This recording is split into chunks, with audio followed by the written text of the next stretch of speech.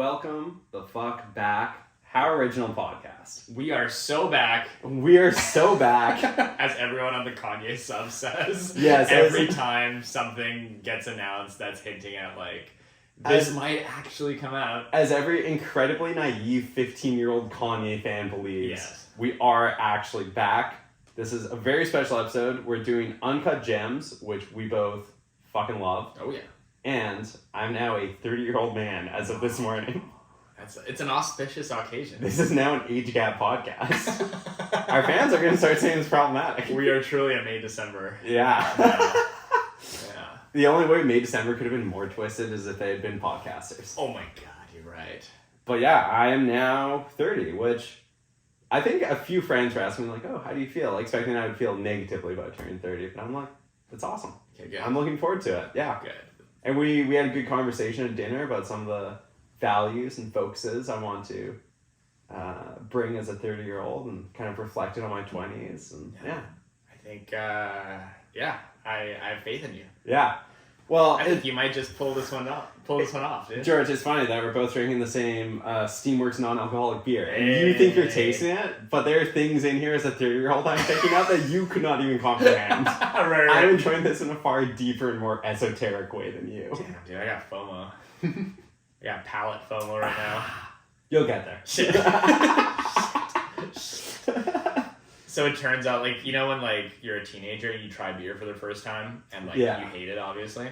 But you really want to like it because you're like, I'm a classic man. I gotta Yes. like this. What if truly, like, you unlocked a new beer flavor when you turned 30? So it's Whoa. like this entire time we've been pretending. Like, we didn't even know that it could get this good. Right. But, like, dads truly did. We're onto something. You know? Right. Where it's like they were truly drinking a different beverage. Yeah. You know? It's like, oh, this is why they're drinking 24 days a night. It's Yeah. just a different thing. Well, I do feel like there's a bit of, if you grew up drinking, like, Budweiser, and then you learned about craft beer when you're already an adult, it's kind of crazy. Like, some people never make that transition. Yeah. You know, maybe in more rural places, perhaps, but some people are like, nah, that shit's whack. Dude, dads hate it. I just want every beer to be the exact same. Dads don't fuck with Actually, craft beer. my dad likes a craft beer every now and Okay, then. I can see that. He usually keeps a few Yellow Dogs. There's a place called Neighborhood in Penticton that's quite good, which is actually under the same ownership. Oh, I see. But they do some pretty crazy beers. Really? Okay. They're like constantly inventing new stuff in the lab. Okay. Yeah. They're like Dave Franco and Easy. Yeah. So my dad's pretty progressive with the beers. Cool. No, my dad only drinks Sleeman's honey lagers. Ooh, so he's like locked in. He's fully locked Yeah. in. Do you know about this meme the kids are saying? Locked in? I don't know if I know the It's meme. like, I've seen a few variations. One is like, when I'm driving drunk as hell and I need to lock in, but the other is like, when my phone's Face ID doesn't recognize me, I need to lock in and focus. And then I saw this meme where it's like, I went to the aquarium with my 12-year-old cousin. He went up to every fish and said either he geekin or he locked in. Wait, in terms of the fish? So the fish, I guess. So the fish was either geekin or locked in. Yeah. Very interesting. The younger kid who may or may not actually be real, but for the sake of the tweet, we can believe it. He was appraising the fish, you know, so they were either... I'm trying to be locked in my 30s. I don't know if I would want my fish to be locked in. I feel I like don't think a fish needs... What are they going to lock in on? Eating stuff? Like, swimming? Well, yeah. They're in an aquarium. Do you think when a fish...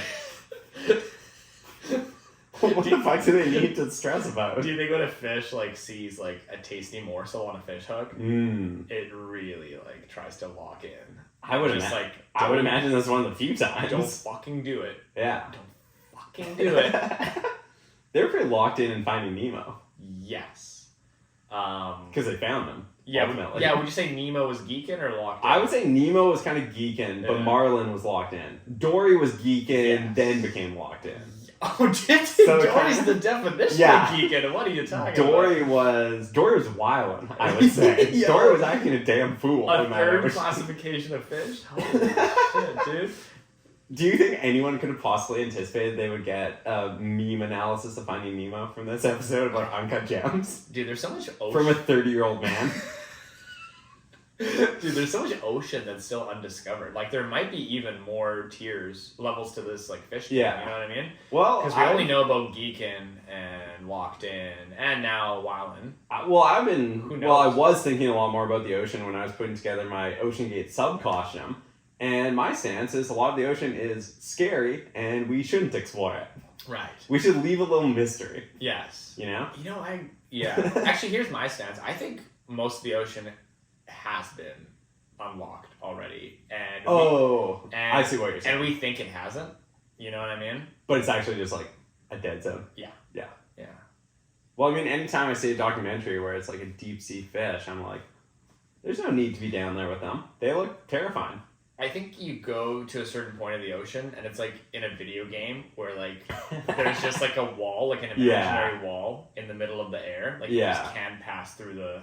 Whereas people are expecting more of a GTA type approach where you can find more and more stuff to do in the ocean, but it's like, maybe we should just leave it alone. Yes. I'm against. I don't think God made, like, you know what I mean? I mean, you know, God, he's a great designer. Like, don't get me wrong. Like, you know, he's pretty high level, I would say. Good skins on most of the levels. Good hitboxes. Yeah. But, you know, he doesn't have endless time. You know, that guy had to take a break. Yeah. You know, like, for a reason, you know? He didn't make the whole thing. So, I think it just ends at a certain point. And we're just not going to be able to swim through, unless we can find the no clip.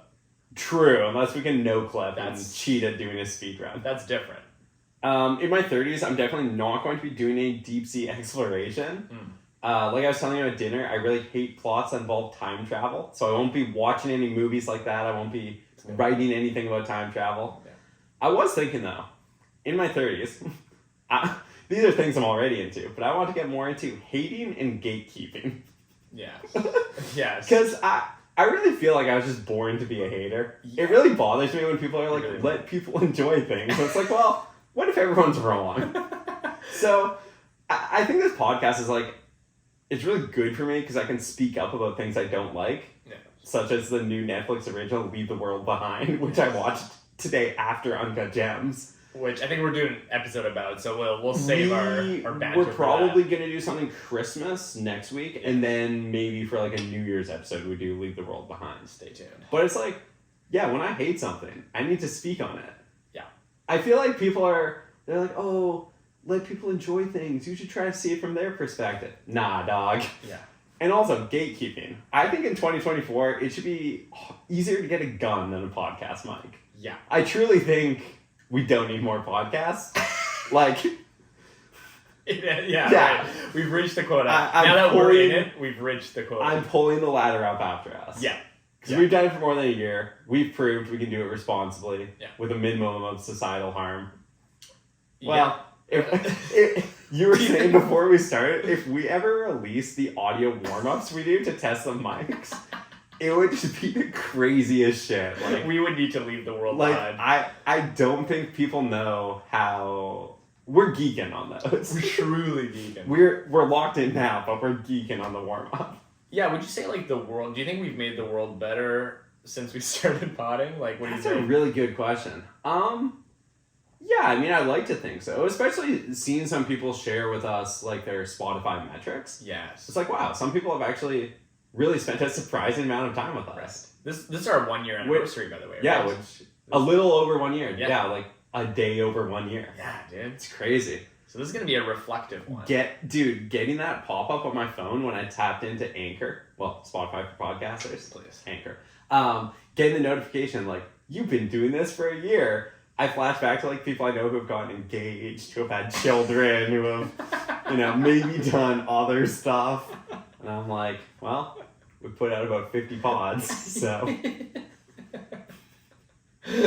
Something. Yeah. On the cosmic scale, I mean, that balances out. Yeah. Oh, speaking of gatekeeping, I did know about Julia Fox for years before Uncut Gems. I was following her on Instagram from, like, 2015 when she was, like, putting out photography books of really weird stuff, when she had her own clothing line. She's, like, now archived or deleted basically everything she used to have on her Instagram. When'd she get the ass, though? That is a good question. When'd she get the new body? I think probably a couple years prior to Uncut Gems. Cool. Yeah. I was talking so much about the unreleased Kanye song "New Body" at the party that we were both at on Saturday. Yeah. So George and I attended the same party, and I did take some rather compelling man on the street style interviews, which will appear in a future episode. Good. But yes, you were talking Kanye. But speaking of Julia Fox, I had an interesting conversation with Gareth. Oh yeah. Shouts out Gareth. About how isn't it crazy that like both. Like the two most famous people from like Vancouver, Michael J. Fox and or like Burnaby, kind of like Vancouver suburb. I was gonna say let's lock in on that. Michael J. Fox and Terry Fox are both Foxes. Isn't that crazy? Right. And I was saying like, man, I bet that must be a lot of pressure if your last name is Fox. You know what I mean? It's a good last name. Like, what's up? It's catchy. What you got? Yeah. Did you ever watch the Werner Fassbinder film, Fox and Friends? I have not. Julia Fox and Friends? He's a little less good looking than Julia Fox, but... Isn't Fox and Friends like a Fox News segment that they do? I think that's a segment. Probably. They do. Yeah, I believe so. I mean, this is a German movie from the 70s, so... right. I'm not sure if Fox News directly pulled from it. Right. What about... Wait, what's the... Fantastic Mr. Fox? Fantastic Mr. Right. Fox. I was getting that confused with Captain Fantastic, where Viggo Mortensen raises his kids in the wilderness. More like fat-astic Julia Fox. Hey. Come on. Yeah, dude, Come her art books are crazy. Like photos of her injecting heroin and like living in Louisiana with the band members of Salem and stuff. Damn. So she was, would you say she was locked in or geekin? On that Both. One? Okay. If such a thing is possible. Well, it sounds like she was more locked in back then, and now she's a little bit geekin', right?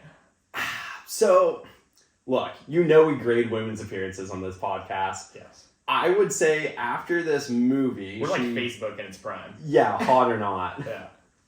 We're the Facebook before they became Facebook. Yeah, I would say after this movie, definitely got into the spotlight a lot more. Seemingly has had a very up and down personal life. A lot of people have speculated, like, is she using drugs again?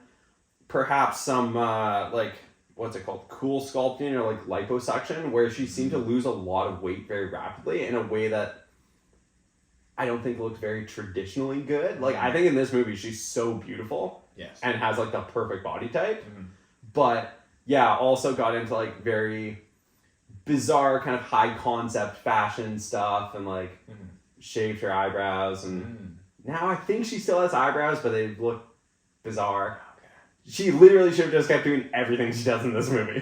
Dated Kanye for a while. Yeah. So she, like, just kept her character going, basically. Yeah. She just never went out of character. I saw this meme that's like, Julia Fox is a woman who was so hot that she then had to become, like, insufferable to, like, repel men. Right. Or something to that effect. Right. Like, yeah. See, I thought, I don't know. On this watch, on my third watch of this movie, I kind of thought the ass was a little too fat. Really? Oh, no. I everything was... it was so big. Yeah. It was crazy. And then she gets the Howie tattoo. It was like so another... fucking funny. Dude, it was like another entity on her. It was like Quado from fucking Total Recall. God damn, dude. Oh, man. I remember also, this would have been a year or two ago, so Julia Fox had a baby with someone non-famous, I think. And then, you know when somebody posts way too many fucking Instagram stories, and you go to their account, and it's like, each story is like a dot, it's like a little ant. And it's like, nobody's life is going well when they do that, by the way. Right. The more stories get posted, the worse. Like, if you see me post, like, 10 stories in a day, I'm at, like, rock bottom. Yes. But I saw so many stories, I'm like, okay, what's happening here? And it was her speaking into the camera, tearful, talking about, like, how much of a piece of shit this guy is, how he's a deadbeat dad, posting videos of him being, like, admittedly looked, like, pretty drunk and verbally abusive, like, from her camera roll. But she was speaking into the camera, crying, but she had applied a filter to her face through Instagram, so it's, like, it was crazy to see somebody have, like, this kind of too candid, like, emotional stuff, but then it's, like, you're also trying to make yourself look pretty with an Instagram filter. Like, what is the takeaway here? Right. And then later she's like, yeah, I'm pretty dramatic. He actually was still paying the rent for my apartment during that whole time. Okay. It's like, well, I'm sure there are two, if not three sides to the story. Yeah. But yeah, I just remember it was like crazy how many stories she posted. It's like, I've never seen someone crying and having a meltdown, but like still wants to put a filter on their face. Weird. Yeah, that's I'd say she was geeking. Right. Yes. Yeah. Certified geekin. All right, man. Should we get into the film? We should. All right, the meat and potatoes. Uncut Gems, 2019. Wait, I have one thing I want to say. Okay. So I found this collection of data. What we watched, a Netflix engagement report. And Netflix, if some of you don't know, is famously stingy with their data. Mm-hmm. I'd really like a lot more transparency, but, you know. So yeah, so a lot of, like, comedians. That's what I've heard from, like, I don't know. Because I listen to a lot of comedian podcasts. They're all, like, show us the raw numbers. Right.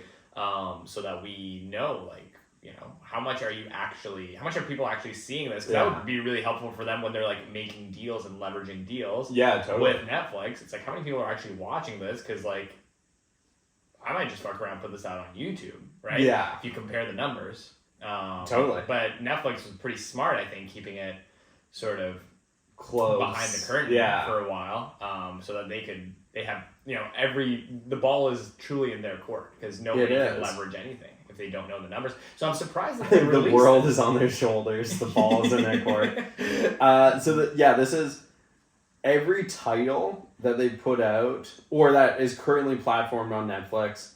What we watched, a Netflix engagement report, hours viewed from January to June 2023. So first half. Q1, Q2, 2023. Yeah. I looked up the kissing booth. All three. I tallied the hours. Okay. And all three kissing booths combined for half the year have been watched Actually, guess the number. Did you see it on my screen? No, I didn't. Okay, guess the number. It's in the tens of millions. Tens of millions. So it's not over 100 million and it's over 10 million.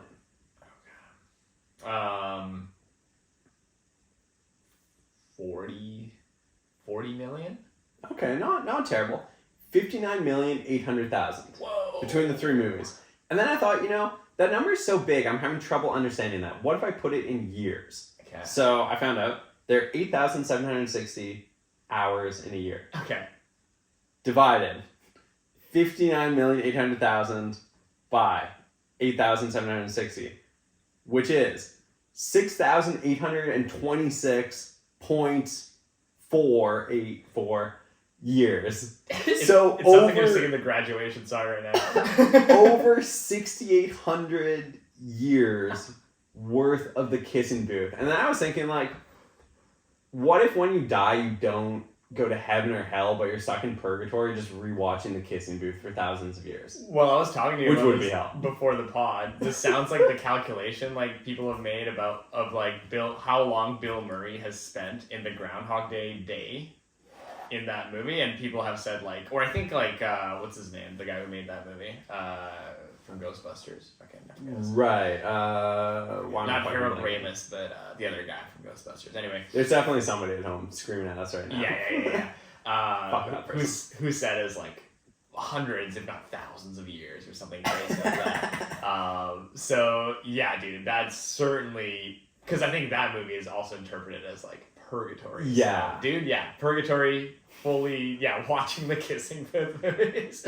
Holy shit. And that's just 6 months. Yeah. And these movies are not relevant anymore, I would say. Like, they're not brand new. They're probably not being shown as, like, biggest in your country, I would imagine. Like, they've been on the platform the whole time. So that it's kind of incredible when you think about, we can sit around and make fun of this content all we want. And Jacob Elordi has recently said, like, this movie sucked. Yeah. But the staying power of that content, it's still being viewed every month for thousands of years. It's so crazy. Yeah. That's insane. For thousands of years. That's holy shit. Yeah.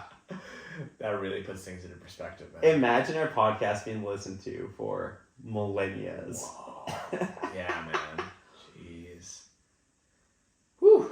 Yeah, that's more recorded years than there are after death. This is heavy stuff, man. Yeah. Yeah.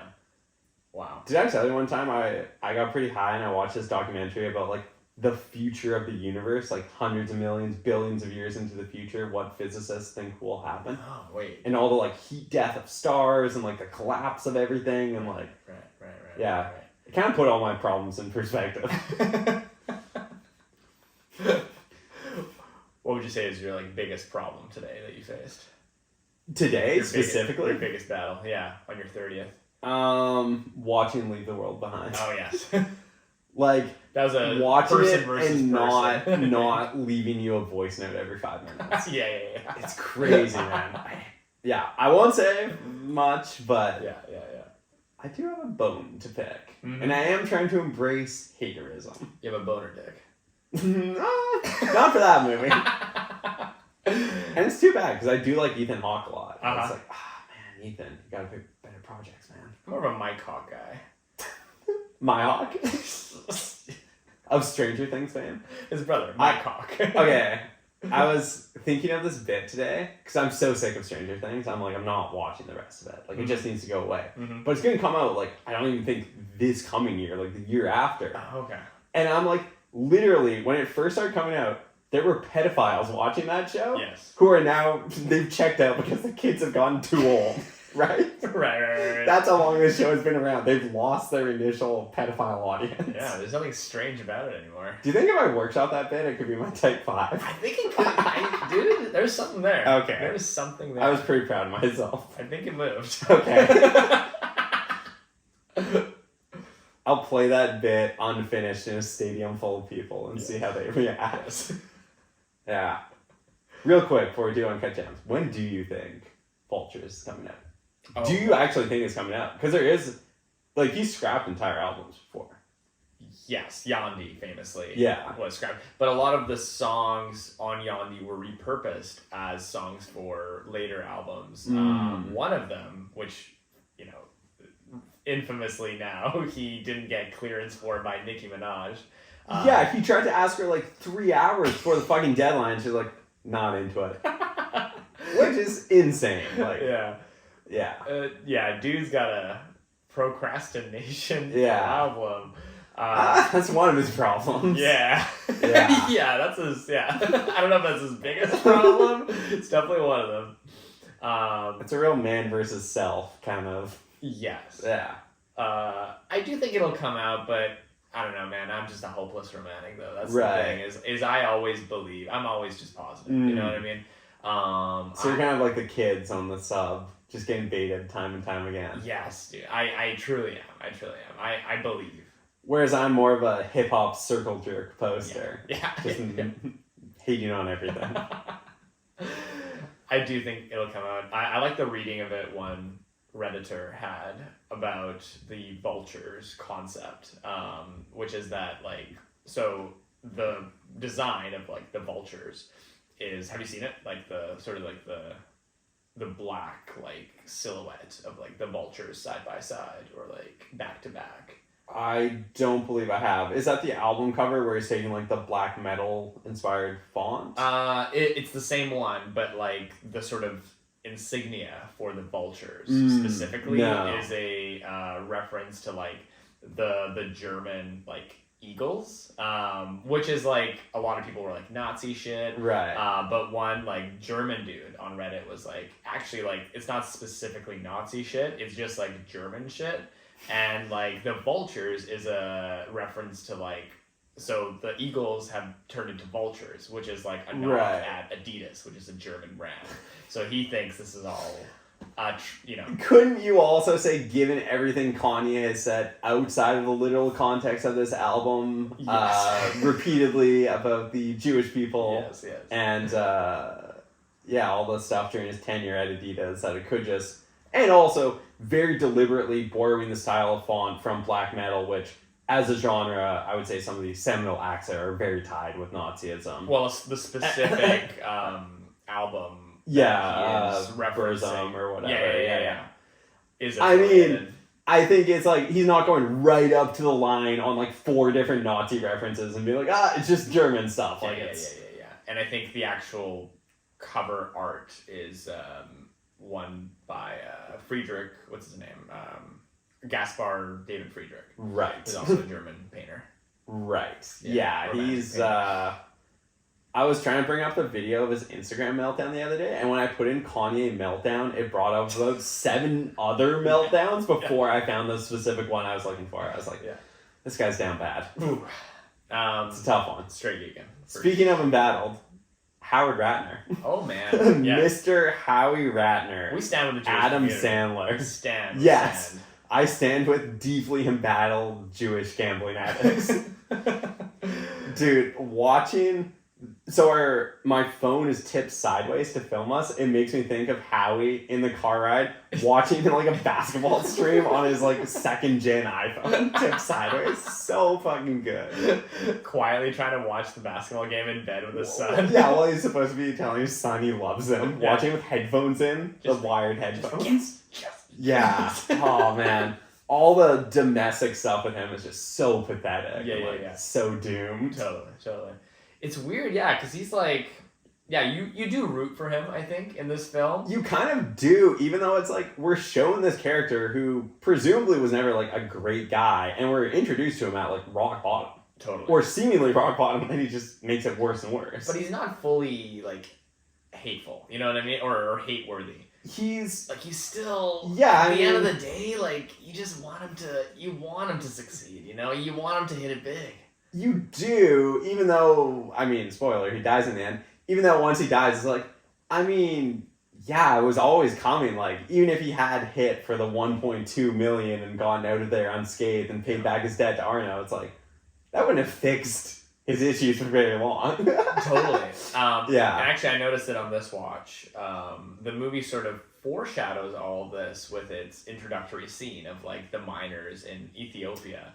The African Jews in Ethiopia, where I didn't really like put this together when I first saw it, but like one of the miners dies, which actually distracts the whole crew, giving opportunity for those 2 dudes that are like, I guess, affiliated with Howard to go and take the black opal from the mines. Yes, kind of unbeknownst to everyone. So it's like, you know, blood was shed. For this black opal, and blood will be shed for this black opal, or because of this black opal. Yeah, and I mean, the first time I saw the movie, like, I watched trailers and I knew about the movie, but the first scene, I'm like, oh, we're not in New York. Like, what's happening here? That's such a great introduction.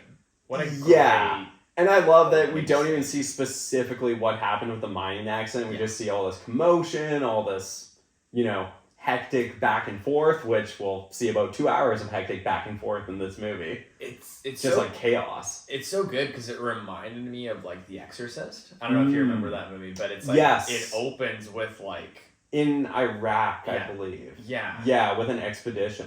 Or it's almost iterative of like, this is the origin of like the curse, and it feels like this is like the cursed opal, right? Yeah, it's in this sort of desert place that's almost like kind of detached from time, you know. It could be, you know, it could almost be like 1,000 years ago almost, you know what I mean? Like, we don't really see a lot of machinery. No. This is like mythological shit, you know, and this is an opal from like, you know, 1,000-year-old, billion-year-old opal or whatever. Well, yeah, how he says something to KG, he says like, oh, they say you can see the universe in an opal or something. There is some, and you know, the movie plays with that idea of like, this is a magical thing, but really it's a cursed thing, right? Because also, apparently in real life, KG was very superstitious during his time as a player. So even though he never became fixated on opal, that is something he brought from his real life, like superstition. Bringing it all together before we go on break, I was bumping Diamonds from Sierra Leone. Oh, yeah. So hard on the way to school this morning. Yeah.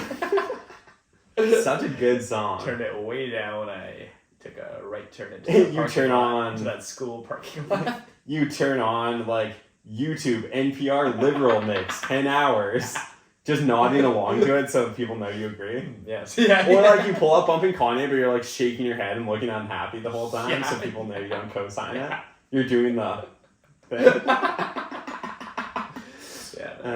Okay, let's go on a quick break and then we'll dive into this. will go through the opal, through space-time. into Howard's colon. Yeah.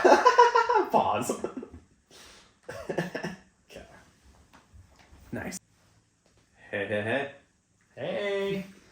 Fancy seeing you here. What the fuck you doing in my house? Alright, so one thing, I mean, that has always jumped out at me about this film is the costume choices. Mm-hmm. They're so specific. Yeah, they are. So amazing. And I remember social media, like in the year building up to this movie, photos of Adam Sandler dressed like we had never seen him before, walking around New York, started appearing, and people were like, what is this? Right. Why does he have the Ferragamo belt? Why is he wearing all this gaudy clothing?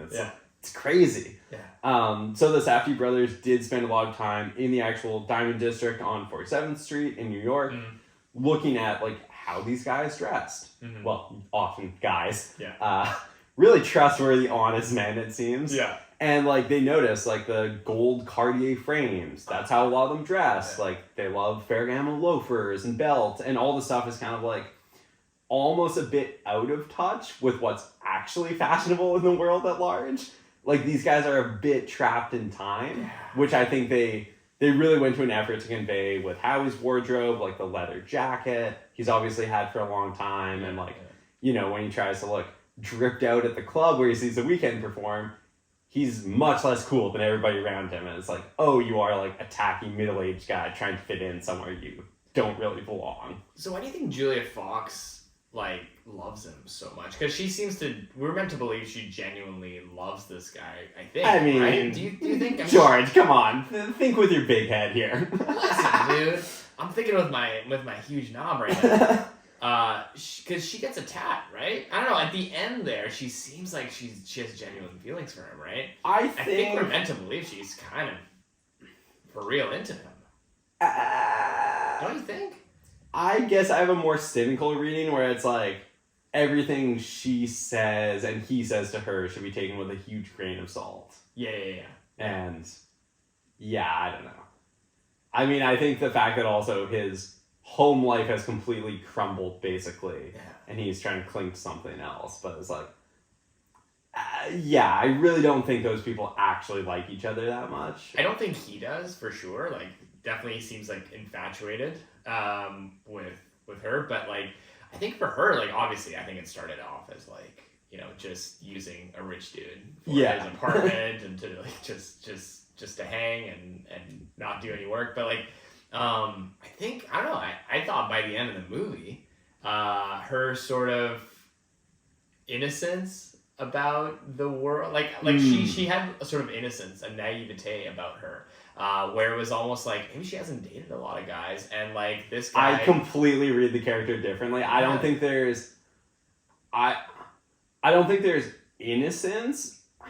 I think there are moments of sweetness and almost like simplicity with what could be in their relationship, but I think she's aware of what's going on and she's versed in the ways of the world. Right. And is also a manipulator herself, even though she's telling Howie, like, you're so manipulative. See, I wish the movie would have given us a bit more hints that she was a manipulator or not. Like, see, for me, I feel like there wasn't enough to point me in one direction or another. So you think all of her scenes with The Weeknd were just, like, somebody who's completely innocent? I guess so, right? Like, that is very much someone who is aware of what they can use their sexuality for and how the world works and, like, how to withhold or not withhold strategically. Right, I guess so. Yeah. And also the fact that she is able to identify, like, this is going to be a big artist, even though he's Canadian. Yeah. And Adam Sandler's like, he looks fucking stupid. Which is very funny coming from Howie. The same damn Canadian. Dude, when Howie puts on he switches out the regular Cartiers to put on the tinted Cartiers to go in the nightclub with, like, the gross pink shirt. That's crazy. And that's not even, like, the top 10 most depraved moments. Yeah. Apparently they went through, like, dozens and dozens of different variations of pink shirts before the costume designer found the exact one. Oh shit. Because originally they were like, oh, are these silk shirts good enough? And she's like, no, it shouldn't be actual silk, but it needs to look sweaty and like damp by the end of the scene. Nice. So we were talking before this about like some writers are very driven by like research and process. Some just go. Yeah. I guess I'm more like research and process, and I love getting hung up on the details. This movie has some of my favorite wardrobe choices of any movie, and I love reading about all the thought that went into it. Like, for example, the camo that The Weeknd is wearing, he was wearing a lot of camo back in 2012, but this was kind of like more of like a white and black camo, which shows up better in the black light. But they were going through like his actual pieces that he had from that time. Cool. So yeah, I love like a deep dive. Nice. Yeah. What era is this supposed to be set in? This is set in 2012. 2012. Yeah. So it is taking place. I forgot what month. I think spring 2012, but the series that's going on is a real series that they use footage from. Right. As far as we know, there was no magic opal involved in KG's success, but who knows? Yeah. And The Weeknd, I was telling you, The Weeknd was beginning to do his first solo tour around that time and actually doing live performances. I was telling you, because we both saw The Weeknd in Vancouver, apparently in the same concert, unbeknownst to either of us that we were in the same concert. It would have been funny if he was just like, "Where's my fucking black light?" At the start of that concert. If he was just so hung up on having a black light. Where's my fucking black light? I'm not performing without a black light. Dude, where's my black light, Pat? Yeah. Well, you wanted me to dim the ring light. I did want you to dim the ring light. Yeah. A ring black light? Dude, a ring black light would be kind. I lost the tab here, but I was looking at this Reddit thread where someone was like, what do you make of the two weird-looking brothers who are chasing Howie throughout the film? Right. And someone was like, I think they are meant to symbolize death. Interesting. And it's like, I don't think it's that deep. I think they were probably just street cats for being unusual-looking guys. I also don't see the death symbolism there. I did read, I had one symbolic reading that I was wondering if you caught. When Lakeith Stanfield pours the wine into his fish tank to fully geek out those fish. Yeah, they must have been geeking. Fully. I think that was meant to be representative of, so later on at the Hanukkah dinner, they're talking about the 10 plagues of Egypt. Wait, that wouldn't have been Hanukkah though. That was happening in spring. What were they celebrating then? I don't know. It was some Jewish holiday, but it was Hanukkah. Oh, okay. Yeah, it was a holiday. So they were... Pardon my culturally insensitive co-host, folks. Yeah. Sorry, go on. I don't know what it was then. Something to do with the wine? Yeah, anyway, so the 10 plagues of Egypt, one of them is when the water runs with blood. Right. So I think that was meant to be a direct reference to the water running with blood. And I think that Howie... Because I think Howie's just he's doing completely amoral things. His greed is taking over him. He's fucking over everyone around him. I think he's morally wrong. Yes. And he has no moral center. There's And so I think that was meant to be God's sign. You gotta chill. No, I think it was two weird-looking little guys who were chasing them. Yeah. Yeah, no, I didn't pick up on that. But like you were saying, he has no moral center or loyalty. And I mean, early on, you see this guy's crazy. He's wearing, his Knicks ring. He's wearing his Celtics ring. There's no allegiance. He's cheating on his wife. It's just whatever can further his own personal interests. Totally. Yeah. So I think that was the universe almost is giving him signs. Yeah. This is not gonna end well, and he keeps not and taking the off ramp. 4 different opportunities in the movie to resolve his problems. Yes. But he keeps digging in. Yeah. He's doubling down, literally. And one thing I noticed with the most recent rewatch is this movie is very frantically paced, right? There's so much overlapping dialogue. Every scene is just crackling with energy. There are always 3 conversations going on. Howie's going from dialogue to dialogue. But there were a few moments where it's the quieter moments that kind of jumped out at me this time. Mm-hmm. During his final interaction with Kevin Garnett, where Howie is saying, like, do you want to win by 1 point or 30 points? Like, I've seen you, even when the crowd's booing, like, you still want to win. Like, this is how I win. There's a little look KG gives him where it's like, you're a sicko, but, like, I kind of get what you're about at this point. Yeah. Like, almost a kinship. Yeah. After obviously being very annoyed by all of Howie's antics. Yeah. Although KG was kind of annoying not bringing back the opal. Oh, yeah, you know, for sure. That goes both ways. Dude, Lakeith Stanfield's character is infuriating. Yeah, insisting on selling the fake rollies without the proper boxes and papers. And there was also another moment, so when Howard is at his daughter's play, and obviously his mind is elsewhere, and he's literally pursued out by the goons, all of his clothing is stripped off, he has to get freed from the trunk of his car and come back in different clothing, and then he sits down, and he's seen in the play this little special effect they do where it's like forced perspective for like coins coming out of his daughter's mouth. He almost has this look where he's like really impressed or interested in it. Yeah. And it's like this stupid little moment, but you can see like there's still traces of his humanity left that like occasionally shine through. Yeah, I could tell what that was because I also on this watch read that as like lightly anti-Semitic too. Whereas like she's a Jewish girl and like I don't know what the fuck this play is. Right. But to have like gold coins coming out of her mouth. But then like, there's some anti-Semitism to this. But it's kind of flipped because Howie is Jewish and he's continually borrowing money from Arno, who is not of Jewish origin, and it's kind of being like humored in the family. Yeah. Because it's remarked upon by one of the family members, like, oh, he's such a pretender or whatever. Yeah. So I think he's Christian, so it's like, yeah, I don't know. Oh yeah, no, I'm just talking about his reaction to the play. Yeah, I'm not sure. Where I was wondering if he was reading that as lightly anti-Semitic. I don't. Where he was like, he looks because that was his reaction, right? He was like, No, he looked kind of intrigued and happy. Exactly. Almost. Yeah. But I was wondering if the intrigueness was meant to be ironic. At like, what the fuck? I mean, I don't know. I might have been reading too much. I really think his character wouldn't care. I viewed it as like he's almost kind of dumb or like easily entertained by some things. Yeah.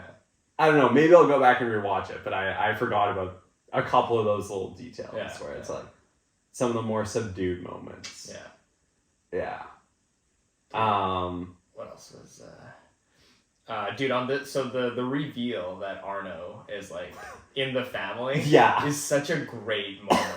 It's so good. It's so good. Like after the point where like, okay, who are these two goons chasing him? Who is this guy Arno persistently that, like, chasing him? He owes all this money to. Yeah. This is like kind of the villain almost of the movie. And then finally, like, confronts him at his daughter's recital, strips him down, locks him in the trunk of his car. I heard you resurface your pool. Do you know how that makes me feel?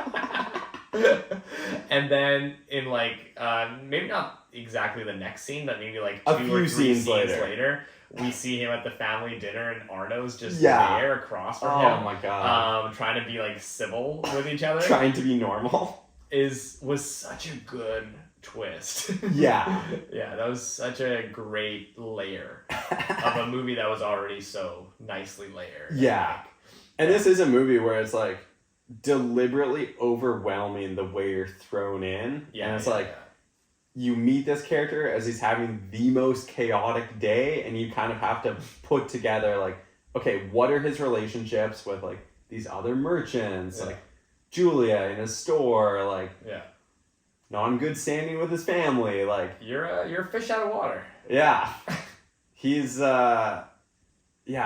Fuck, I love this movie. It's I actually had the chance to see this in theaters at the very end of 2019. Really?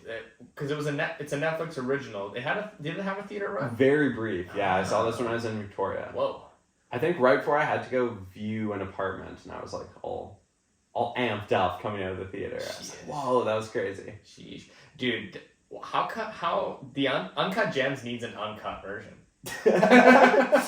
You didn't get enough gems? I was gonna say, I feel like this movie is borderline as long as you could possibly bear. No, like 2 hours, 15 minutes, like at the tempo and the level of stress. Because like I just think the name is too perfect not to do it. Like when movies like American Pie would come out and it would be like, get the unrated version. Yeah. It's like slightly more boobs. Yeah.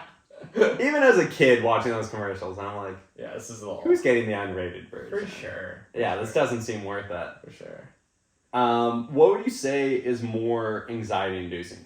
Good Time or Uncut Gems? Oh, I think Uncut Gems. Yeah. I think Uncut by a little bit. I mean, they're both very stressful. Yeah. I think, actually, it's weird, because the first time was very stressful. The second time I watched it, I didn't feel very stressed out. But this time, I just felt it all over again. Right. I think it's been a long time since I'd watched it, so I was like, holy shit. Even knowing how it ends, it's like, it's still stressful. Yeah. Yeah. Crazy. No, they do it so well. And yeah, I was reading an article that, like, the Safdies, like, wrote something like 45 pages, did you read about this, of, like, dialogue just to put as, like, background dialogue.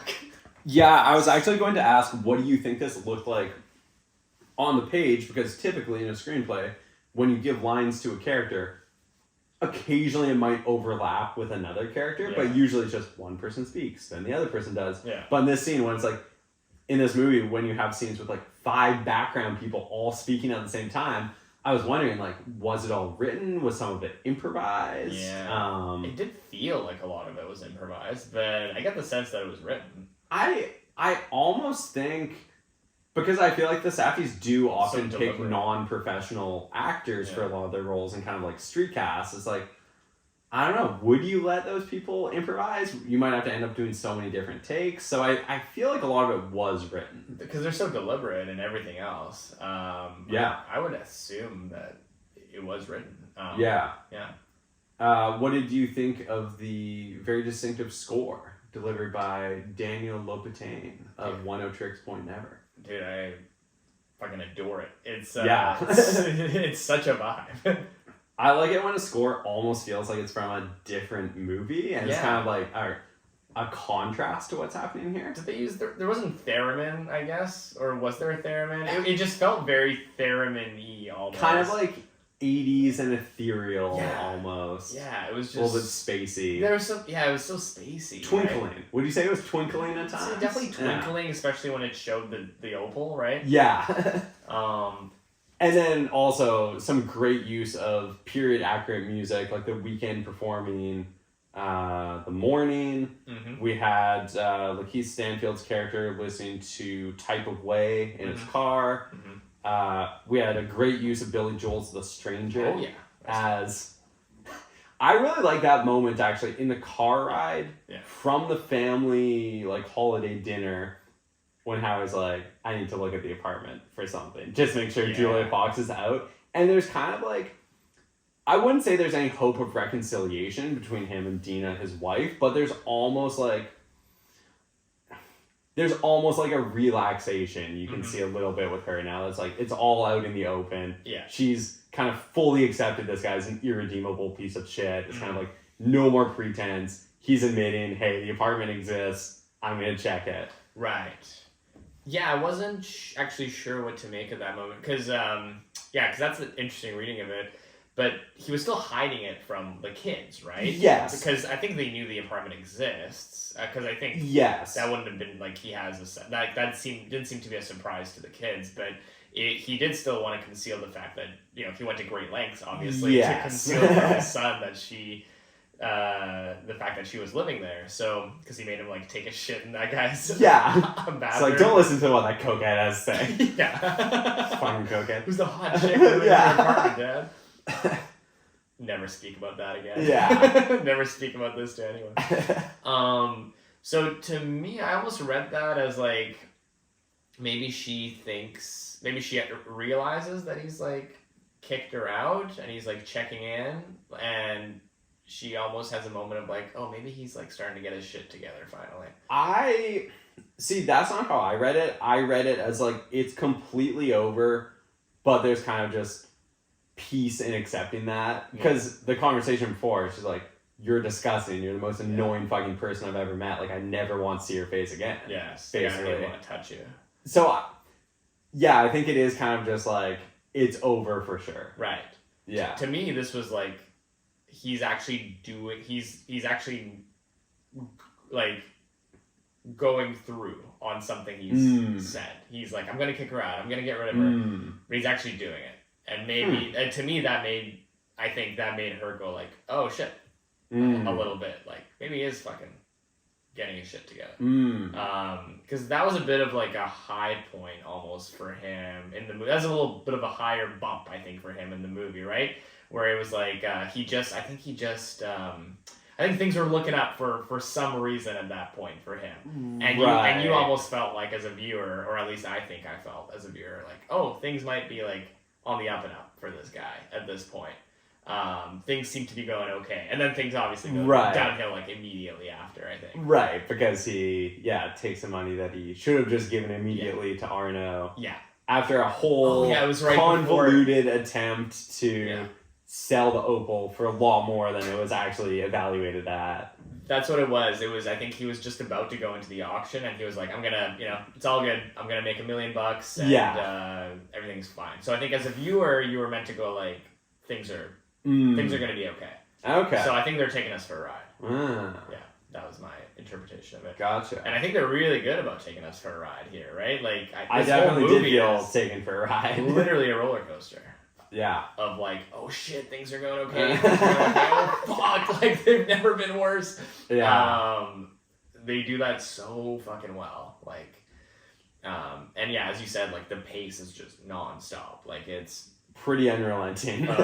Very like purposefully nonstop. And I think because you talked about those two twins that arise, that are maybe the specters of death, but I don't think so. I think it's not that deep. I think literally they're just an addition to make it feel like he's got so much shit going on. Yes. I think literally they're just there as like, here's another thing he's got. Yes. And it's like these are the least important people in his life, but still they're fucking after him. It's like, they're definitely less intimidating than the goons Arno has, but still they're there. Yeah, it's just like he's wronged so many people, and he's, doing things like passing off fake watches to try to pacify them, and it's just, it's showing like the unsustainability of his lifestyle. Exactly, Yeah, I don't know, people on Reddit, man. Yeah. They're always trying to get points for being smart. Yeah, they don't always come through with the gems. No. Their taints aren't always I think that gem would not be valued very highly at an auction. A lot of their shit should be cut. Yes. A lot of their ideas. What did you think about Kevin Garnett's performance? I thought he was fantastic. That was great, yeah. Very like, he looked like a big oaf who is like swindled by this dude almost. Yeah. Or swept away, let's say. He truly was swept away. I was going to say swept away because I don't think he was really swindled. No, not swindled. But that was a bad... that's not what I meant. I meant swept away. Yeah, caught up in kind of Howie's narrative and the mythology he built around the opal, and then... Yeah. No, he really, like, sold that, I think. Totally. Someone who truly believes in, like, the magic of the opal, and, like, he'll do anything he wants to. I also really like the moment between him and, I don't know if it was his handler or his wife or a girlfriend or something, when they were at the auction, and it was just a little moment. I think the camera is like behind them, and she's sort of going like, don't like bet on this anymore. Yeah. And he's just like, oh, but baby, like, come on. It's the opal. Yeah, it's so painful when the auction goes wrong. Yeah, dude. Oh, God. Yeah, holy shit. And then he's like, can I have it back, though? I'll wire you the money plus the $30K. It'll take a few weeks, but I need it back. Yeah, it's like, you're such a fucking loser. Yeah. It's insane. You were asking me what was the parlay bet that he made? Yes. So, also, the Mohegan Sun did not have a sportsbook in 2012. That's a little slip up the Safdies made. Wait, before I forget, I found a continuity error. Yeah? Which is that, or like a plot kind of error, which is that apparently, like something like 90 or 95% of the world's opals are mined out of like Australia. So like this definitely would not have come from Ethiopia. Like that would have been weird. Right. Yeah. Okay. Australia. Yeah. That's a harder mythology to build around it, though. Yes. I feel like it's more mysterious if it comes from Ethiopia. No, it's very interesting. Yeah. So the bet he made, I believe, was a 3-leg parlay. So these 3 things need to happen. So betting on the tip-off of the game. Literally the first action to occur in the entire game. Where if that goes wrong, your whole bet is blown and you're out hundreds of thousands. Is insane. It's insane. Dude, I love this. This is like, you ever see that GQ channel where it's like a real... Yeah, dude, I'm addicted to that. A real coroner breaks down like... It's like coroner scenes in movies. I feel like I'm in that show right now where it's like... Dude, I've watched so many of those. A real gambling degenerate breaks down. I think that's how I found out about Jocko for the first time. I was watching like watching a real Navy SEAL break down whatever. Yeah. And I'm like, who is this guy? Why is his neck so wide? Why is he talking like that? Watch a GQ video? Good. I would like to go into Jocko's neck like we go into Adam Sandler's colon. It would just be complete blackness. There would be no gem inside.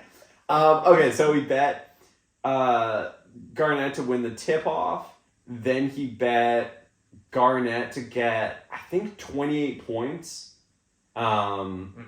Between like baskets and rebounds. Is that a lot, you think? Is that like it's a fair bit, I think. Yeah, he was anticipating Garnett would have a very good performance. It's a stretch. Because that was our whole hype beforehand where he's like, you and I know how well you're going to do tonight. Nobody else knows it. Yes. Like, the books don't know it. Yes. And then he bet on the Celtics to win the game in the series overall. Yeah. So. Okay. So that's not like that crazy of a bet. It's insane that you would put like tip-off on that. Tip-off is crazy, yeah. I would argue, the other thing's not as crazy, but when done all together, it's like, that is wild. I guess also, would a sports book actually take that much action from a single customer? With like a sticky note? Yeah, I don't know. Everything I've heard about like actual like professional sports gamblers, they're not ever making a bet that big on any one outcome. Yeah. And a lot of books would be not even taking a bet that big from you. But I guess if we're supposed to believe, if we can suspend disbelief. So yeah, that was his bet, and I forget. So we had an earlier bet, the one that was actually canceled by Arno. Yes. Who went to the book and was like, no. And that was like a 6-leg parlay. I was a little hazy on what he was betting there, but I do love the idea of going into a functioning restaurant where your bookie is saying stuff to the chefs, and you have this little envelope of money with like pencil chicken scratch on it, and you hand it over. Yeah. That's so much better than logging on to bodog.com. Yes. Yes, there's a romance to that for sure. Or Sports Interaction if you're Nick, friend of the pod. Sports Interaction. The funniest fucking name. That's hilarious. Yeah. Like, damn, I want to interact with some sports. I want everything to just be interaction. Yeah. Jack off interaction. That's immediately where mine went. You're like, you can either interact with sports or jacking off. News interaction. Fox News interaction. Yeah, I caught you watching a Fox News snippet about how Harvard students feel. Yeah, man. Who gives a fuck? Literally, they go to Harvard, they'll be fine. I literally geeked out like Nemo. Yeah, you were lost. I had to find you again. Yes, thank you. I appreciate that. Appreciate you. I was mentioning earlier, this is like... I'm gonna call you PE, like you call us KG. Yeah. PE. I feel like KG just sounds way cooler than PE. KG is but, so good. Because you need 2 consonants, I think. Yes, with some plosives. Well, you got a plosive, but... Yeah.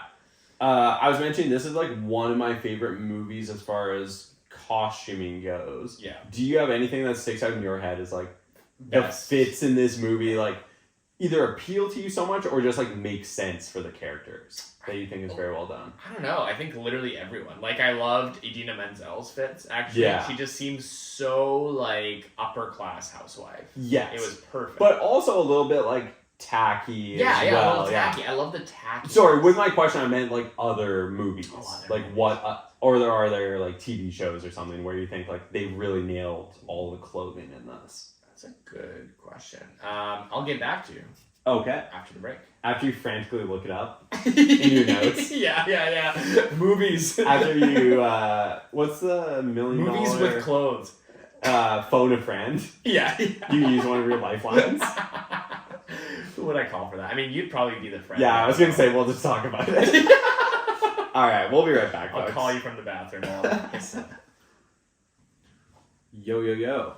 Yo. So, you've given my question oodles of thought, I can tell. Yes, I have. A lot of pressure. All right. Everyone wants to know. All right. Harry Potter. Okay. I just think that's what wizards would wear.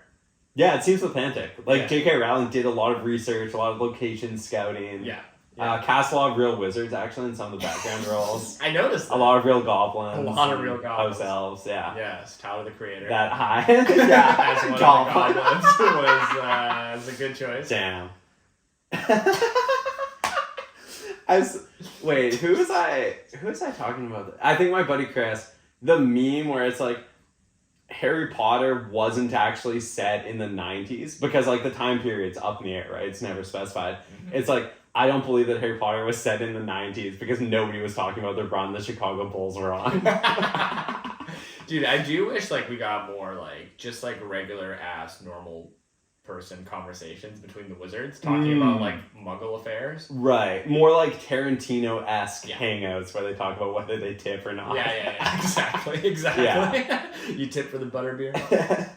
Yeah, man. That would have been nice to see. Because they were always talking about wizard bullshit. Yeah. It's like, I don't know, man. Like, and like Quidditch and stuff. I feel like there was like a subculture of wizards that were just into like muggle shit. Right. Muggle paraphernalia. Yeah, because I guess we're only seeing the subset of wizards that are fully dedicated to... But there have to be casuals. Yeah. There have to be people being like, what's the easiest potions class I can take to graduate? Like, there must be slacker wizards, right? Yeah. For sure. I want to meet like the Richard Linklater smoking pot kind of hangout wizards. Exactly. I thought of another answer for costumes. Okay. Well, I mean, I always bring it back to Michael Mann, but he's like very exacting with the suits a lot of his characters wear, and will go to like specific tailors that he's worked with. Yeah. And I think he does a good job of showing how characters can deliberately dress in a way to blend in, but like the clothing also serves a purpose. Which is sometimes what I think about when I'm like, okay, I'm trying to be normcore today. I'm trying to blend in, but like I need to be tactical too. I gotta be honest. I like rarely think very deeply about the costuming in movies. Like I just sort of take it at face value. Yeah. Like I might notice if you know what? No, I've never like I've literally never been like I don't buy that. Actually, I had a moment like that recently. Yeah. It might not shock you to know that I'm obsessed with the details. I know. The Bear. Season 2 of The Bear really pissed me off. Because I'm supposed to believe that these like working class chefs in Chicago... I'm supposed to believe these bears wear pants and cook? What the fuck? It wouldn't fit. No. The buttons wouldn't close. But no, it's like... I don't believe for a second that the gifting of a monogrammed custom Tom Brown chef's whites to another character... as you're opening a restaurant that has made $0 so far and will continue to be in the red for a long time, you're really going to get custom designer to gift to your head chef? I don't fucking believe that for a moment. And I think it's one thing where the main character, Carmi, is shown to be kind of a hype beast who's like selling specific curated pieces, like fund restaurants. And like in one of the flashback episodes, they have him in the Polo and Palace collaboration, one of those shirts. I'm like, I can kind of buy that, but we're supposed to believe everybody at this restaurant is into designer. Yeah. I just didn't buy that for a second. It felt like really egregious product placement, where it's like, fuck off. Like, there's no way that would happen. I overheard a student today bemoaning how like badly kids his age dress. Oh. And how like his favorite brand is Polo. Nice. And this girl he was trying to resent was like, I love Polo on guys. Vin had Polo. Dude, it was sick. Yeah, he's a lowlife. Oh, yeah. Yeah, I love it. Oh, yeah. Polo is just one of those things where it's like, it's always been cool. Yeah. And I guess you could say like the quality has perhaps fallen off with a lot of their pieces, but still, I mean, I think it's still something that like most people have a few pieces in their wardrobe. Absolutely. Whether or not they're big heads or not. Totally. Yeah. Just thinking of a friend we used to have in elementary school who we called Big Head. I think I told you. You're like, yeah, this guy killed himself. It might have been because of that. I think I might have told you. I don't remember if I told you the story, but me and the squad went over to his house. You know, you always go to your friend. I don't know. Well, we lived in like a co-op, like a neighborhood. And we'd always like go knock on our friends' doors, like, can blank come out? Yeah. That was like our thing. Yo, can football head come out? Hey, Arnold. So we literally went to Big Head's house, and we were like, my friend was like, can Nicola come out? And then his mom, like, almost was like, who have big head? You have big head. Yo. And she slammed the door on him. That's so funny. It was so sick.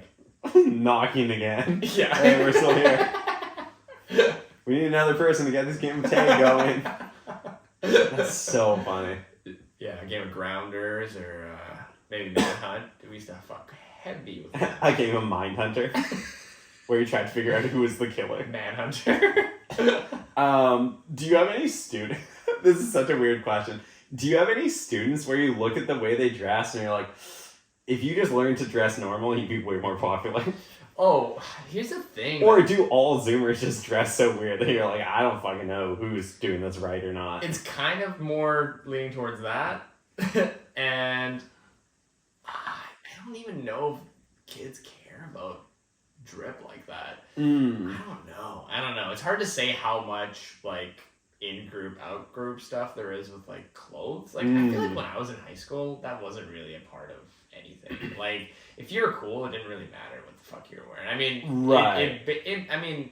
Mostly it overlapped, where if you were cool, you kind of knew what the cool stuff was, or you were maybe like other people were looking to you set the trend, maybe. But you could be a cool person and have no fashion. Like I knew people in high school who like had no fashion sense, right. Still don't, and like we're pretty cool, we're pretty popular, well liked. I don't know. Huh. But yeah, I wonder with kids now. Yeah. There's a lot. Well, I'm in my 30s now, so it doesn't matter to me what the Zoomers are doing. Yeah. I'm also looking forward to becoming more and more out of touch in my 30s. Yeah. I think I've learned all, like, the progressive ideas I'm ever going to learn. Mm-hmm. I've learned all the trends. I'm just going to slowly phase out of mainstream society. Yeah. I'm ready to become more and more fringe. Yeah. Which I feel like this podcast also really helps us with that goal. What's the Seinfeld joke that's like, older men, they just dress like the last good year of their life, and then they lock in with that and they never change. That's exactly what I was just thinking of. Or maybe it's not even a joke that he came up with. I feel like I've heard that in a few places. When that kid was talking about how much he likes polo, he was talking about how like he loves how his dad dresses, and like, his dad is like a lawyer and he dresses in like designer suits and stuff. And he was like, yeah, like I want to dress like that, like when I'm older. Okay. And all I was thinking about was the Kanye line. These Yeah. wear suits because they can dress no more. I mean, I've seen Kanye perhaps coked out of his mind dressing like an Albanian flag ranting on Instagram. I don't know if he really knows how to dress anymore. Dude, I was thinking about what I said about Julia Fox and how like, I think she truly loves Howard. Yeah. And man, I was just thinking about that when I was pissing in the bathroom, and I was like, dude, I would fully be Howard in that scenario. Right. I would fully be had by Julia Fox. Right. Like I would believe her at face value. Well, George, this goes back to like you as a writer. You were saying you're more inclined to just run with an idea, whereas I'm more process and research oriented. Right.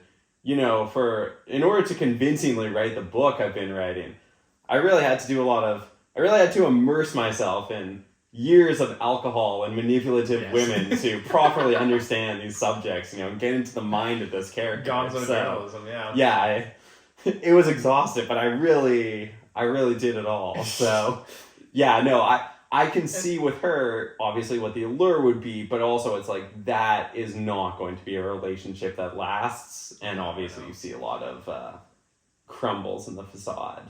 I believe Julia Fox loves Howard. I believe Vultures is going to come out. Right.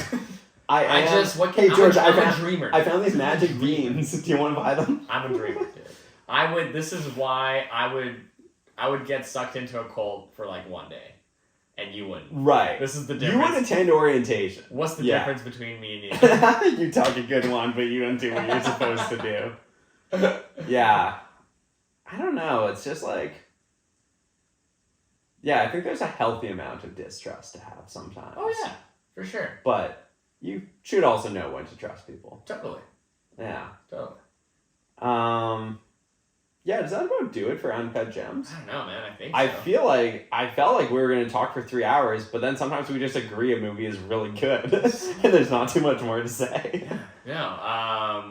No. I think it was watched for about 6 million hours during this study, by the way. Good. Which is still good. Years, or maybe like a year or something. Yeah. Yeah. I want like a 6. You know how YouTube has like a 10-hour mix? Yeah. I want just like a 6,000-hour mix of Uncut Gems. Watching Uncut Gems until I die of a stress-induced aneurysm. Holy shit, yeah. Yeah. Yeah, the Safdies just really capture this energy where it's like, too much is happening, you really want to break, you really want to slow down, but you're dying to know what happens to this character. It's lightning in a bottle. It is. I mean, The Weeknd was hilarious. Yeah, so I was going to say, talked about the Tedros himself. Yeah. Yeah, I mean, his acting here is pretty minimal. Like, he doesn't get much to do, but I think he's convincing as a horny coke fiend. Yeah, totally. I feel as if he may have done the prerequisite research to really embody this. As a blacklight lover. Yeah. Yeah. What else? Yeah, fucking the end. How did you feel when you first saw the ending?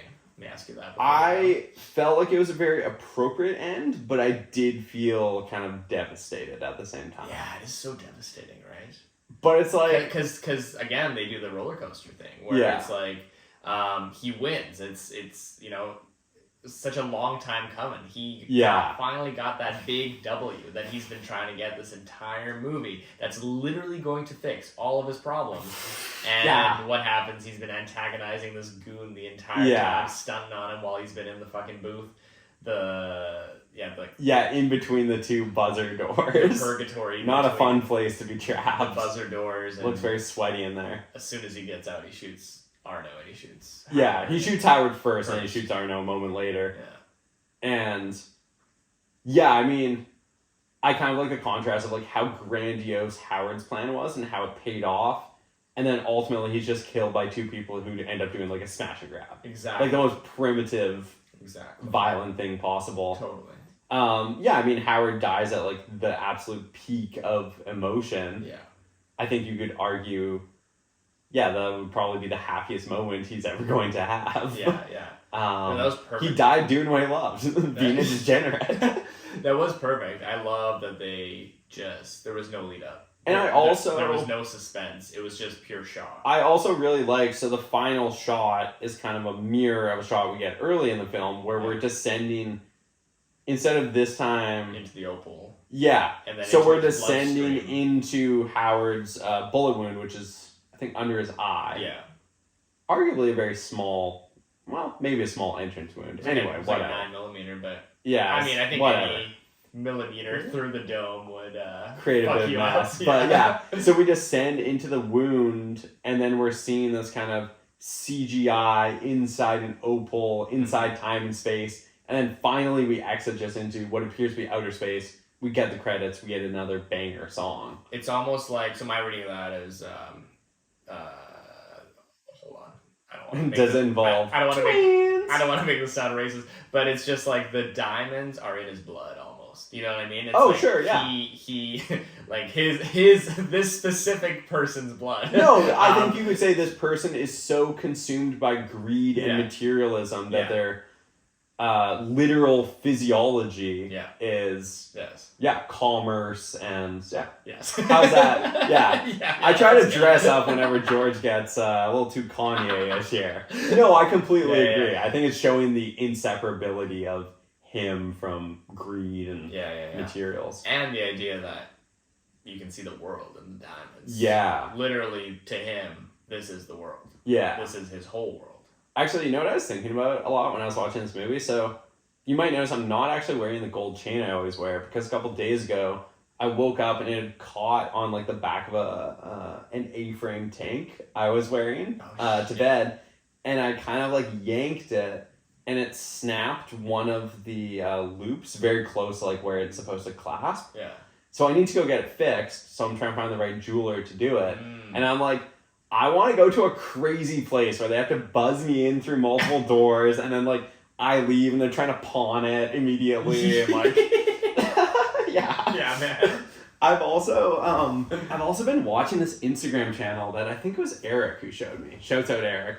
We've been very fascinated with this channel where it is two guys running, a diamond shop like this in New York, and just the different customers they get off the street, and they'll be like, "Hey, we're gonna get visited by whoever. Let's see what he's about." And they always like really ball bust whoever their customer is. Oh, yeah. And it's always like the skeeziest back and forth negotiations where it's like the guy's trying to whittle down to like 10 grand for this like specific Rolex date just or whatever. But it's like so much trash talking on behalf of the merchants and the customer. Nice. And one of the younger guys always like drinking coffee out of a cup with no lid. It rocks. I love drinking coffee out of a cup with no sleeve, no lid. Yeah. That's my coffee style. Have you noticed in movies like detectives will always drink coffee with no lid? But, like they're in such a rush they can't afford one extra second. Yes. But yeah, I like coffee with no lid too. Yeah. I like no sleeve too. Yeah. I like to feel something. Dude, I do literally try to stun on people sometimes where I'm kind of alpha dogging them when I'm like, I don't need a fucking sleeve. And I just hold the cup. You know what I mean? You're like, I don't need a cup, just pour it in me. Yeah. Yeah.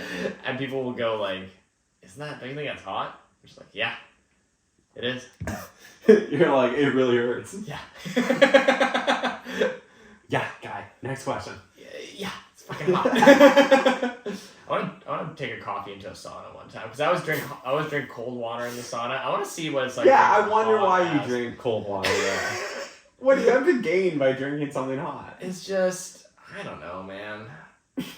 Are you trying to kill yourself? Well, isn't it the Swedes that say like you gotta drink hot liquids on hot? No, it's the Chinese culture, I believe, or the Asian cultures. Look, unless Dr. Rhonda Patrick said it, or Rhonda, who's the sauna guy? Yeah, Rhonda Patrick. Yeah. Unless she said it to an uncomprehending Rogan. Yes. Huh? Yeah. Dude, I was watching a clip where it's like, this guy is so unable to follow the most blatant points being constructed in stories. Like, his lack of grasp of conversations is truly astounding for the biggest podcaster. It does depend on how drunk he is and how, because he can follow sometimes some very complex shit. That's science. He can like converse at 10th grade level. Okay. The clip I saw him was, I don't know, not great. Okay. Yeah. What was I saying?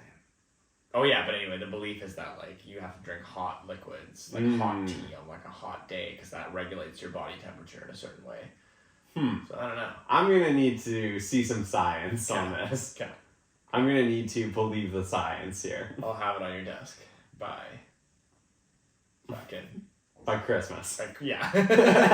2027. I was thinking about by whatever holiday they were celebrating. Yeah, which is Damn, I wish I'd written that in my notes. I was thinking like... Oh, it was fucking Easter, of course.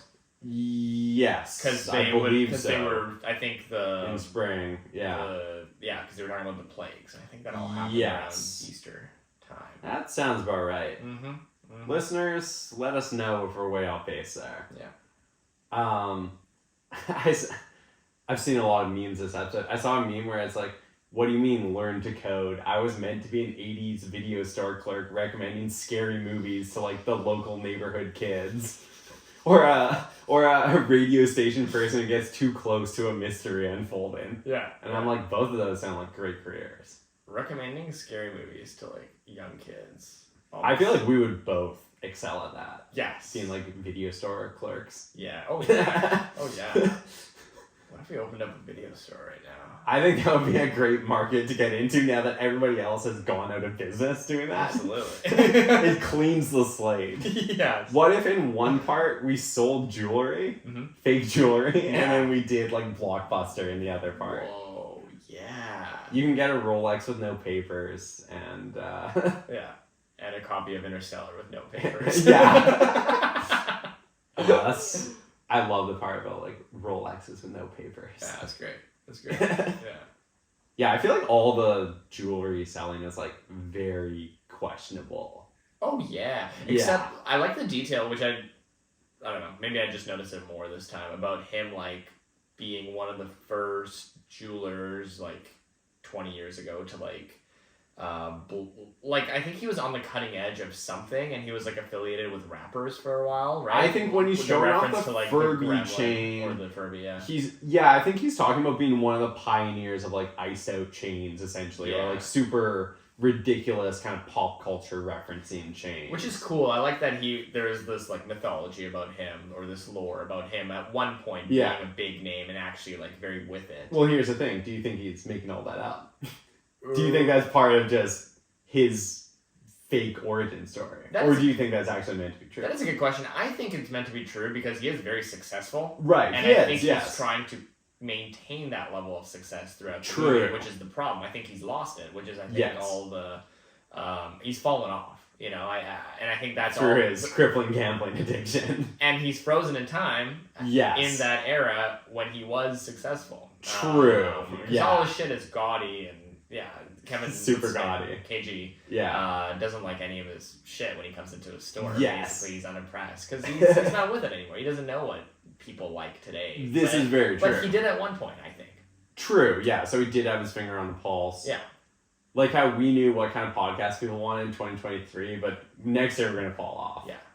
When do you think we're going to fall off? Do you think there'll be... That's a serious question. Do you think there'll be a commonly agreed upon point as like, nah, they lost it? Yeah. I kind of hope there is, and then there's a contingent of people that are like, no, I don't think so. Like, I like this. Like an argument. I want a little schism in the fan base. Or like newer, younger fans who are so naive that they're like, no, the 2025 era is actually the best, and the day ones are like, these guys are so washed. That's the thing. I want eras. Yeah. The Eras Tour. Like, I was going to say, like our beloved Taylor Swift, who I try to avoid talking about at parties so I don't become a battle, but somehow don't succeed at that. Me and you both, brother. Me and the staff room. All day. I've been reading more posts on Taylor Swift, you know? Yeah. Maybe not at the same frequency I was a couple weeks back, but... It's for the best. Sometimes you just find these internet subcultures that are so fascinating. It's like, I don't agree with anything that's being said, but I'm very interested that people are saying it. Oh, yeah. Yeah. That's the thing. And I don't know, me and you have always talked about, like, the idea that you don't have to agree with shit that you like. You know? Right, yeah, no. I'm a big proponent of that. Yeah. That you can watch something, you don't have to agree with what they're saying to enjoy it. No, for sure. No, I think we've always had a certain libertarian je ne sais quoi to this podcast. Yes.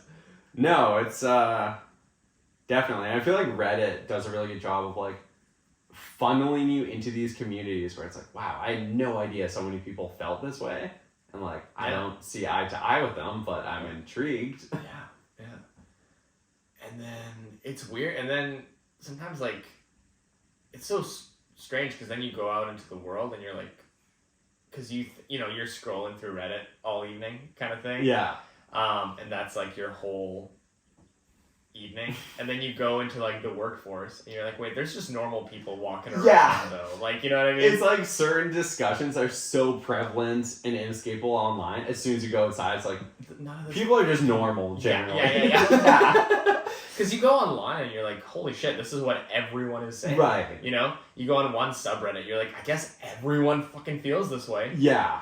Then you go out into the world for like a second, you're like, wait a minute, fucking no one. Yeah, it's like, this is not nearly as ubiquitous as I thought. Yeah. But yeah, I feel like there's certain like, quote unquote, culture war topics where it's like, you can become so embroiled in them online, but I mean, you rarely go to, a workplace or a social event and people are discussing these things with the same fervor. Totally. Except for when you bring up in the lunchroom, Vultures is dropping. Apropos of nothing, it's just dead quiet. The Vultures is dropping, that's my tick. You're sitting away from everyone, back to them, looking out the window. I was gonna say, there's in Leave the World Behind, they do a not very good interpretation of the horror movie trope of like, little girl has a creepy stare. Oh. I imagine that's what you were looking like as you said Vultures is dropping. I actually think in Don't Leave the World Behind, or Leave the World Behind, they deliberately cast a girl to look like the girl in Hereditary a bit. Okay. I think that was like their reference for casting. They were like, crank this down by 20%, but keep some of that same energy. Yeah. Yeah, I just start like scribbling on like a piece of paper, like that movie Knowing. You ever watch that Nicolas Cage movie? Oh, I mean, I feel like I've seen like a dozen versions of that trope. Yeah. No, I haven't seen Knowing. Yeah, Knowing. It's in one of the 500 movies Nicolas Cage has done by now. He like starts predicting future catastrophes that start happening. Yeah, like vultures trapping. Dude, I would be so annoyed if I suddenly got powers in a movie like that. I would hate having that. Like, what the fuck am I supposed to do with this? What do you want? Now it's a whole thing. It's a Oh, man. You just want to enjoy a sweet treat I truly just want to have a sweet treat. and move on. Yeah. Now you have to just know that there's gonna be a I'm done knowing things. Yeah. Just vibes from here on in. Yeah. So we don't actually know what we're doing next week. We're the opposite of we need someone to get this power where they know. We're no Nick Cage. But we're gonna do something Christmassy, right? Well, I was suggesting Klaus, which I think I will actually show to my classes. Well, I would love to be treated like a Zoomer student. Yeah. So. Or actually, have you seen The Happiest Season? No. That's I already disagree with the title. That's a legitimately good queer. Okay. Christmas. Oh, was that with K-Stew? Classic. No, yes, that was K-Stew. That was Prime though, right? I don't know. It's Netflix. Oh, it's Netflix? I'm almost certain it's an OG. Okay, if it is Netflix, then let's watch it's that. Definitely on Netflix. I'm almost convinced that it's an original. Have you seen that one? No. It's fantastic. Okay, yeah, let's do that. I legitimately. Failing that, let's do Klaus. Yes. Yeah. Okay. Great. Okay, so one of those two things, folks, and then I think we'll do Leave the World Behind as we leave 2023 behind. Yes. Yeah. Actually, I think we should keep that party going. Let's keep 2023 going. Like a Drake beat. They slowly just fade us out. Yeah. That would be funny to be at a New Year's party and like, I don't accept it. I'm not moving forward with you guys. Yeah. I'm staying here. Like, you know how you say you're just gonna get stuck in your mindset? Yeah. Now? Yeah. You're just gonna freeze yourself here. You're just gonna cryo freeze. Yeah. I kind of just want to I just want every year to be 2023, I think. I'm ready to go on to 2024. I do want to see what happens with the U.S. election. Okay. That's fair. Yeah. I recently placed a small wager. A parlay? A three-way parlay? No, just a single bet. Tip-off? Biden versus Trump? So Trump would get that tip-off for sure. Dude, so you can bet on like all sorts of politics shit. Really? And if you're betting on the person to like become a certain seat in a riding, it's like, you need to go to court-ordered Gamblers Anonymous. But anyway, I bet on Trump to beat the charges of election fraud or tampering in the state of Georgia. Okay. Specifically. Okay. One of several Trump bets you could do, and it's like, there's no guaranteed end date, I don't think. Like, that could be ongoing. So it's like, who knows how long from now I could receive a little bit of money on the basis of that. Holy shit. And it's not even like I personally want him to beat that charge. Yes. I just feel like he's going to. You're just following the money. Teflon Don. Yeah. Well, no, I've seen a few of his speeches recently. Mm-hmm. Let him cook. Mm-hmm. Again, not saying that I necessarily endorse all his politics, but I'm saying as a persona, I think he's back in the sweet spot. Yeah. Yeah. No, he's cooking. Yeah. All right. Whoa. That's it, dude. That's perfect timing. Yeah. Right I think we're gonna get out of here. So, all right. Stay safe. Don't make any crazy parlays, and we will see you next week. Have a good Christmas. Are we gonna have one more before Christmas? We may if we get our ducks in a row. Actually, we might be we'll be releasing Boxing Day, I think. Okay. If we maintain the same schedule, but ongoing supply chain issues. So, all right. Bye.